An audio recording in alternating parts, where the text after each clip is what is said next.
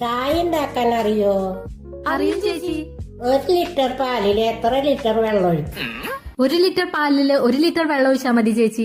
നിങ്ങളോ? 1 litre പാലില് 3 litre വെള്ളം ഒഴിക്കും. അതാ ലാഭം. നമ്മുടെ കടയിലെ ബൂസ്റ്റ് കഴിഞ്ഞു. കസ്റ്റമറിന് ബൂസ്റ്റ് കുടിക്കണം.